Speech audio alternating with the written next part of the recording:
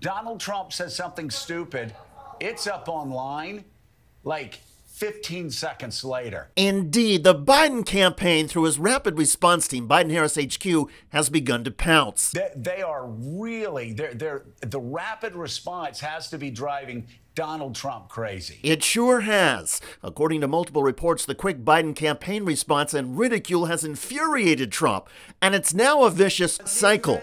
The angrier Trump gets, the more gaffes he delivers. On Fox News, he got lost talking about gas prices. And, you know, gasoline was under $2. Now it's very high, coming down because they're throwing everything they possibly can to get it. But right after the election, if that ever happened, and you just better hope to God it doesn't happen. New Hampshire's Republican governor then pounded Trump. If he's off the teleprompter, this is not Donald Trump of 2016, guys. So, if he's off the teleprompter, he can barely keep a cogent thought. I mean, that's just fact. But you've seen him in person as many, probably more times. I've worked with him very closely. He's not the same guy. This is not Donald Trump on his fastball. He didn't have a prompter last night. Yeah, look, this guy is nearly 80 years old. Thank you for your 77. service. Yeah, that's nearly 80. We'll do math later, but look, he's... Yes, even Fox News hosts trying to defend Trump are getting steamrolled. And all of this is getting blasted out across social media within minutes. It's on TikTok, it's on YouTube, it's on X, it's on Instagram Reels. One of the more bizarre Trump clips to go viral was not a gaffe per se, but rather when Donald Trump used elementary school sound effects to describe a missile defense system. They go, missile launched, and you hear a bell go. I mean, I see this. It's so incredible. They calmly walk to a seat. Ding, ding, ding, ding, ding, ding. They've only got 17 seconds to figure this whole thing out, right? Boom. Okay. Missile launch. Pshing, boom. It's the most and we don't have it here. But what we do have, at least on the Republican side of the 2024 presidential campaign, is what Keith Olbermann has described on his podcast as the Trump dementia crisis. And every day, the evidence for that crisis keeps piling up. And it's not just in Trump speeches or television interviews. On his social media platform, True Social, Trump wrote, "I get much better poll numbers against Biden than Nikki Haley, not even close." Stripper poll numbers? Perhaps, but clearly Donald Trump was talking about public opinion surveys. And in those poll numbers, 2 L's, Trump's idiotic spelling mistakes and daily verbal meltdowns are not going to help him. Is Donald Trump mentally fit to be president? I think he's mentally fit, but I think he's declining. Trump is now hitting back at Nikki Haley's criticism with this. Well, I think I'm a lot sharper than her. I would do this. I would sit down right now and take an aptitude test, and it would be my result against her result, and she's not going to win. She's not going to even come close to winning.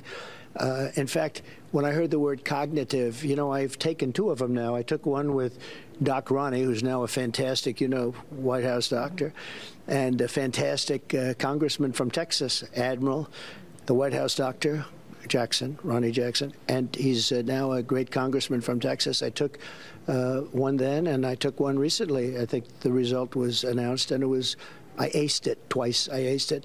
But I would say that, I've actually called for a cognitive test for anybody running for president, because I actually think that's a good idea. It would be nice to have an intelligent person be president. Even there, while making a coherent point, Donald Trump still seemed to get lost. It's like he's not sure how to bring his thoughts full circle or stay on point. And even that can be an indicator of cognitive decline. Now, to be fair, Donald Trump is under tremendous legal and financial pressure these days. Forget about the political campaign for a second. Donald Trump could lose tens of millions of dollars in the E. Jean Carroll defamation case. And in that case, a judge and the jury have already declared that Donald Trump committed rape. Trump is also facing criminal trials and a total of 91 felony charges. A conviction on any one of those counts could send him to prison. And polls, 2 L's again, show that if Trump is convicted, he would drop 10 points in a matchup against President Biden. So there is a lot at stake in all of this. And again, the Biden campaign is now doing everything it can to highlight the Trump gaffes and make sure the clips go viral. There are other efforts as well to ridicule Donald Trump. That includes the Lincoln Project. Recently, Donald Trump shared a video posted on Truth Social that suggested Trump, had been chosen by God to be America's caretaker. And on June 14th, 1946, God looked down on his planned paradise and said, "I need a caretaker." So God gave us Trump. God had to have somebody willing to go into the den of vipers, call out the fake news for their tongues as sharp as a serpent's. The poison of vipers is on their lips, and yet stop. So God made Trump.